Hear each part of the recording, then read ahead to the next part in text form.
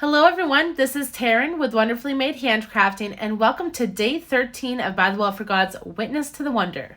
Today, Judy is talking to us about Mary, and she writes, Mary's new reality would include sidelong looks and whispers from neighbors, the worry of whether Joseph would believe her, and giving birth without the help of other women in a place meant for animals.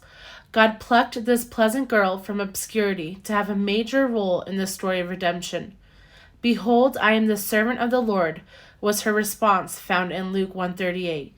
May our response this Christmas be as Mary or martyred missionary Betty Stam, who wrote in her Bible, Lord, I give up my own purpose and plans, all my own desires and hopes and ambitions, and accept thy will for my life.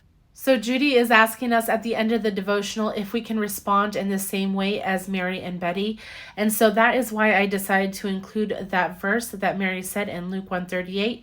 I did put that through my typewriter. That is craft heavy stock paper. It does take a little bit of fidgeting to get that heavy stock paper to thread through my typewriter, but it works pretty well. I have an older typewriter, so it's not so finicky. I figured since this devotional day was talking about Mary that I would make this bright and pink and happy.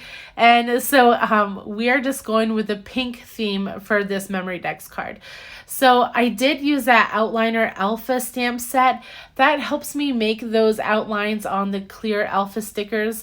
Sometimes I try to use pen like I have a couple days ago, but a lot of times my hand will slip.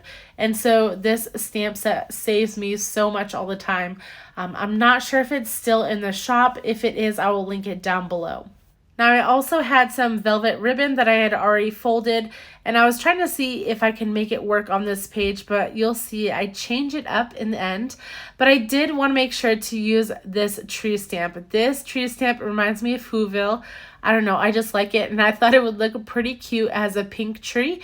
So I am stamping it with VersaFine ink and then using Ranger super fine clear embossing powder. That's my go-to embossing powder, and that helps me color or paint in the lines with Distress Oxides. Now, as I was going to cut this tree out, I loved all the little frills on the ends, and originally I was going to try to keep them in, but I don't like all the extra white, and so I decided to just snip them off at each one of those little corners of the branch, and honestly, you can't even tell that I snipped some of it off, and it still looks funky and fun, so we're just going with it. Now I want this tree to have a good amount of dimension in it, so I am using some different color pinks of Distress Oxides. This one is Spun Sugar, and I'm using that heavily because it's probably the closest to that paper that I'm using. And then I also have Tattered Rose right above that I will add in. And then I'm also going to do some shading with some Kitsch Flamingo. Now I love stamps like this that actually show you exactly where to put the shading. And so as I come into using this Kitsch Flamingo, you'll see me just add it to those places that are roughed up and you can tell that are shaded. That is the easiest way to know where to shade things, so you don't even have to think about where the sun's shining or not. And that is something that's super simple and easy on these. I don't want to leave my trunk white, so I'm grabbing the Vintage Photo Distress ink. This has been living on my desk for the last month. I have been loving using it to distress all these cards and whatnot. I probably do need to invest in one of the bigger ink pads, but maybe I should put that on my Christmas list. So here I am trying to fuss with this ribbon. Originally, it was a wired ribbon. I think it was like 2.5, 3 inches wide, and I cut the wire out so it was easier for me to work with. And now I'm just making like a rainbow ruffle to put on the top of this card. The easiest way for me to make a ruffle is actually to use my tiny attacher to hold each fold. I know a lot of people use Fabri-Tac glue, and I will here in a second, but as you see, I get messy every time I use Fabri-Tac. It oozes everywhere, it gets stringy, so honestly, I would just rather use my tiny attacher when I can. I do make sure to attach those staples down below so that they aren't seen from the other side. However, I'm not doing much on the back side of this card for today, but I didn't like the look of this, so I'm trying to hide it and make it look a little bit cleaner and nicer.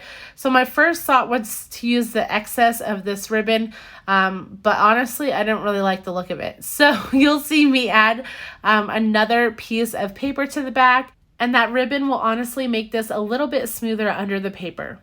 Now all my cards are 4x4s because I'm using primarily scripture cards, but for any of the paper packs, I have to cut them down to 4x4. And now I am adding all the curved corners and also that memory dex punch so it'll line up and I can just lay that down over. Now I will be using that Barely Arts glue. I have to put a lot of it down on the fabric. I mean, I guess here would be a good time to use Fabri-Tac glue because the Barely Arts glue does soak into the velvet ribbon really fast. So I have to put a lot down and then hold it for a second to make sure that it's stable. So here's where we're going to start assembling this card. So I have that Mary label that I'm putting down, and then I will put the verse down on top of it, kind of to the right hand side. But before I put that tree down, I will make sure to distress the edges just a little bit. I'm not adding any more ink to my brush. I'm just using the excess so it makes it like a nice cream color. I do need to make sure I have a date on this card. Every single one of these memory dex cards, I've made sure to add what day of Advent that is. So I'm actually going to use my Dymo label maker. This thing has come in such handy lately, especially with these memory dex cards. It adds a different texture to the card, but also is useful. And so I'm adding day 13 right below that Mary, and then I'm going to start decorating this tree. I grab out my Tim Holtz mirrored stars. I've been using these a lot lately, and this is the perfect project for them. I mean, obviously Christmas is the best time to use these stars, but they are just so fun. I actually ordered another pack because I love them so much. But anyways, I picked the tiniest star to put on top. It adds just a little bit of whimsy to this tree. And then I'm also going to take out that stencil, the winter lace stencil that was an add-on to this kit. This is one of my favorite stencils so far. I am actually going to be using the Crackle Paste, and you can see here I added some saran wrap to all my texture paste and grit paste and everything. I had a problem with my grit paste drying out, and I don't even live in a dry area. So I was a little concerned about that, and I re-wet it and all, and it's fine now, but I decided to take Tim Holtz's word and put some saran wrap over all my paste, and it has helped a lot. Okay, I'm grabbing my Dream Drops. This is a nice iridescent pink, and I'm adding just little dots all over this tree like they're ornaments, and then after this card will be done. If you've enjoyed this video, please like and subscribe to my channel. You can also click the bell notification button. That will let you know when I have a new video. And if you haven't followed me over on Instagram, my name over there is Wonderfully Made Handcrafting.